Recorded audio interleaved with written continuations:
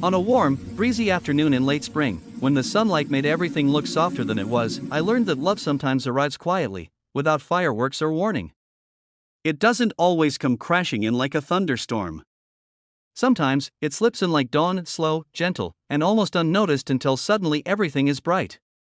But back then, I didn't know any of this. I didn't know that the girl who sat across from me at a small cafe near Riverside Park, the one laughing at my lame jokes and pushing her hair behind her ear every few minutes, was going to change my life. I didn't know that I would fall in love not just with her smile, but with the silence she brought into my chaos.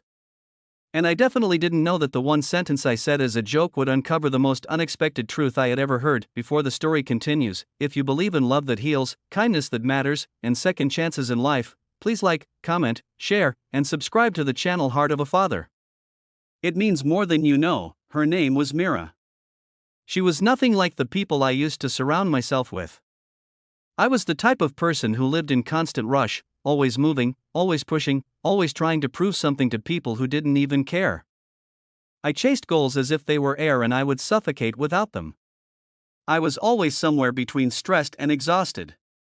Every day felt like a race I wasn't winning, but Mira, she had this way of making the world slow down. She was calm in a way that didn't feel lazy, confident in a way that didn't feel loud, and warm in a way that made you realize how cold the world had been. She enjoyed simple things, watching clouds, reading worn books, caring for plants that she named like they were friends. She had a quiet life, but her presence filled a room more than any noise ever could. We met at a volunteer event at the community center where we were sorting clothes for donation. I had only gone because I was told it would look good on my resume. But she was there because she wanted to be. She spoke to everyone with the same level of respect: children, elders, other volunteers. Nobody was too small or too unimportant for her attention. I noticed that immediately. We started spending time together after that, first as friends, then as something more. But I was careful. I didn't want to rush. I was scared. Love had hurt me before badly. I had been in a relationship where everything was about control, where I always felt small no matter how much I gave. I had promised myself I would never fall like that again. Mira didn't try to force anything. She let the closeness happen naturally. And that, I think, was what made it feel safe. One sunny afternoon, we were sitting at that small cafe near the park, sharing iced tea and laughing about something completely random. The sunlight was warm on our faces. I felt light for the first time in a long time. That's when, without thinking, I jokingly said, "So, when are you coming to meet my parents?" I expected her to giggle, roll her eyes, or play along. But instead, she looked at me softly, her eyes warm and steady. She smiled, not the playful kind of smile, but the kind that tells you something you didn't know you needed to hear. She said, "They already like me." I blinked, confused. I didn't understand. How could my parents like her? They had never met her. I asked what she meant, trying to keep my voice casual, but suddenly feeling something shift inside me, and that's when she told me the truth. Months before we met, my father had gone to the hospital for a checkup. He didn't tell me at the time because he didn't want to worry me. But Mira worked part-time at the reception desk there, helping patients find their way, filling forms, comforting the nervous ones with her gentle voice and steady patience. My father was one of those nervous ones. She remembered him clearly.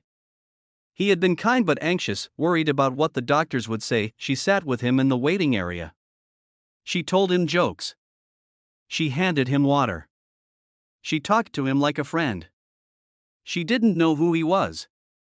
She didn't know anything about me yet. She was simply kind, because that's who she was. My father later told my mother about the kind girl at the hospital who made the long waiting hours easier. He described her smile, her voice, the peace she brought to him when he needed it most. They talked about her for days. They said they hoped that one day I would meet someone like her, someone who treated people with quiet kindness. Months later, I walked into the community center and met her. So when I asked her, jokingly, if she would meet my parents, she already knew. She had already met them. They just didn't know that she would become this important in my life. For a moment, I couldn't speak. The world felt different. Bigger. Softer. Kinder. Like everything was connected in a way that wasn't accidental. We continued to see each other more, and gradually, I realized I was falling deeply in love. But love, even when it's kind, can be scary. I had fears. I had walls. There were days when I pushed her away because I was afraid of needing her too much. There were moments where I felt like I didn't deserve someone so gentle, and yet, every time I withdrew, she waited, not with pressure, not with disappointment, but with understanding. She didn't try to fix me. She didn't try to change me. She just stayed point. One day, I woke up and knew that this was love, the kind of love that heals instead of hurts. So I invited her to meet my parents, not jokingly this time. And when she walked into my home, my father's face changed. He recognized her instantly. My mother did too. And the moment felt like something out of a memory I never lived. A reunion that happened before the introduction. We spent that afternoon together, all of us, in warm sunlight, sharing tea and stories. My parents didn't ask many questions. They didn't need to. They already knew who she was. That was the day my life shifted. Not with explosions. Not with dramatic declarations. But with peace. Weeks passed. Months passed. Seasons gently folded into new ones. The love remained steady. Sometimes beautiful things don't ask for attention. They simply exist, but life is not without storms. My father's health began to decline. The checkup he went for months ago had been the beginning of something more serious, something that needed treatment, patience, and strength. I was afraid again. I didn't know how to handle it. I didn't know if I could be strong for my father, for my mother, for myself, but Mira was there. Every appointment, every long night, every silent tear, every trembling breath. She was there, not because she had to be, but because she cared. She had already loved my family before she loved me, and that kind of love, it changes you. When my father saw the way she held my hands, the way she supported all of us without asking for anything in return, he told me something I will never forget. He said, "Love is not proven in the easy days. It is shown in the storms. And she is the calm in yours." That day, I understood. Months later, on a quiet morning when the world was waking slowly, I took Mira to the park where we first sat together. The sun was soft, the breeze was warm. I held her hand, nervous and shaking, but certain.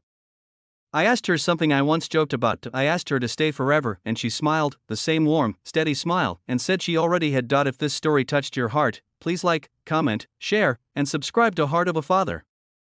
Your engagement helps keep stories like this alive.